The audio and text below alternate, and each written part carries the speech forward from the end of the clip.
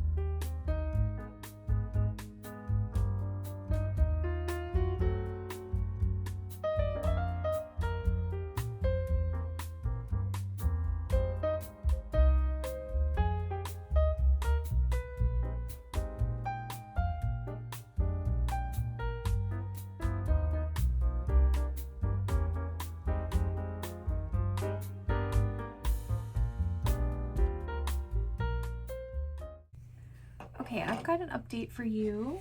I'm going to go ahead and show you some of the reading journal updates that I made. I filled out my month of November calendar and overall stats. So this is what it's looking like. And we can open the stats here for pages per day.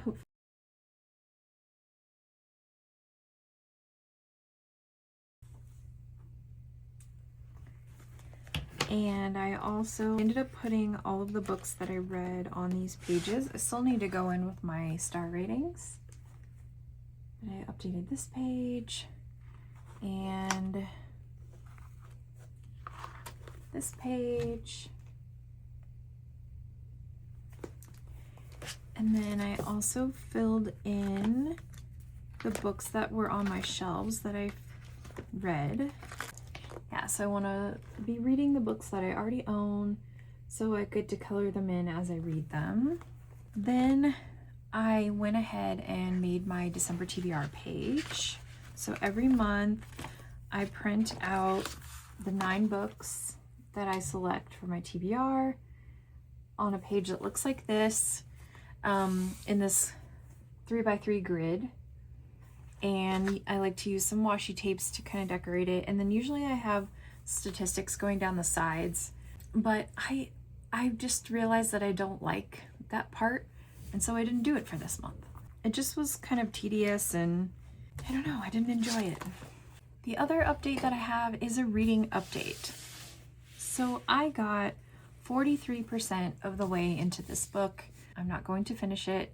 My main reason for DNFing this book is that I was a little bored and honestly I didn't really care about the story. Premise of it is so strong and so intriguing and seems like it would be something I would love, but some of the world building was confusing to follow. Like my book club uses Fable to do discussion forums, and a lot of people were like, okay, so what does this mean?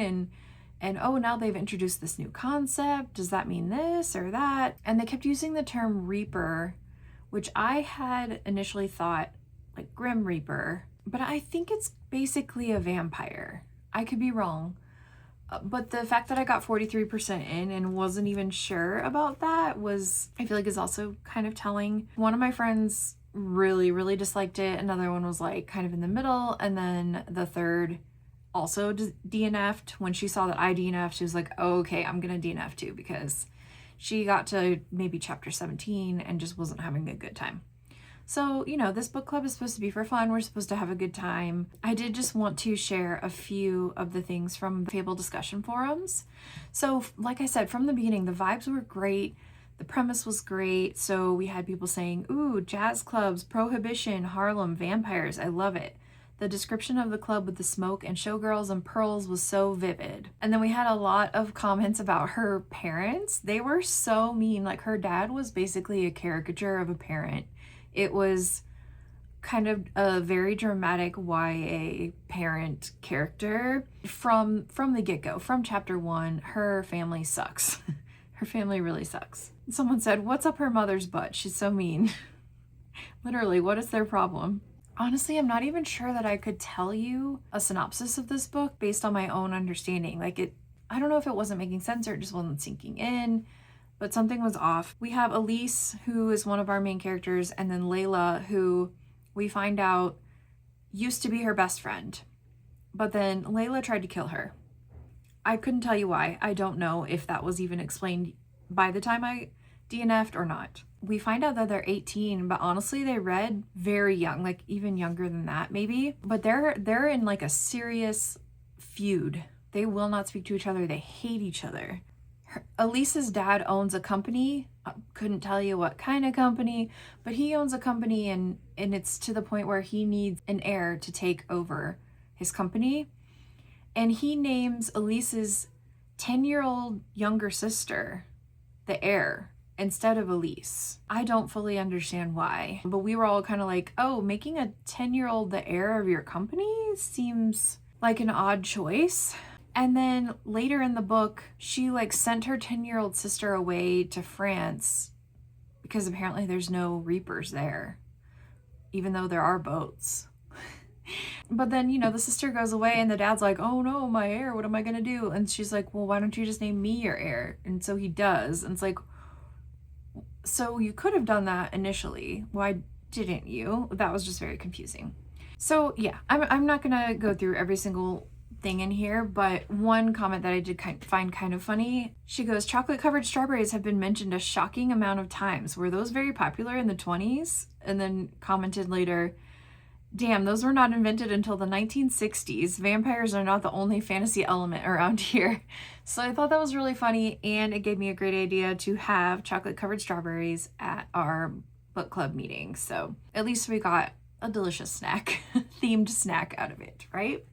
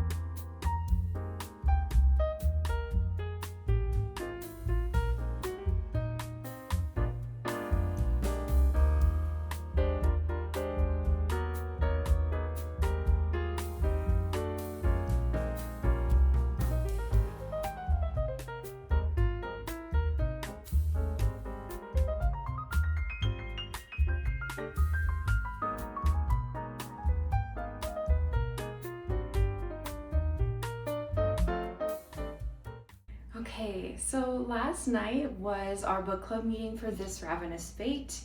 I hosted it at my place and it turned out so great. I made chocolate covered strawberries for the little inside joke, and we had a lot of really great snacks, and I made custom book ornaments for my book club, and it had little tiny books inside of all the books we read this year.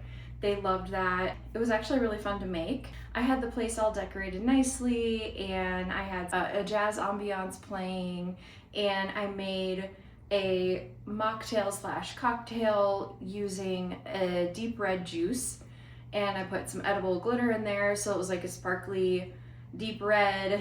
Honestly, I bought it because it kind of looked like blood for a vampire book, and also the cover of the book is dark red, and that, you know, that was just really festive and fun to have a sparkly fun drink in a beautiful color. We spent some time at the meeting kind of reflecting, now that it's December, you know, what were some of your favorite books of the year, or some of your favorite characters, some of your least favorite books of the year. It was just fun to kind of reflect with them and to think about the fact that we all kind of just met not that long ago. Like we met at different times, but we all kind of solidified as a group at the Onyx Storm release party that the Fantasy Fangirls had. We were all there, and so we realized, okay, we're all into Onyx Storm enough to come to a release party.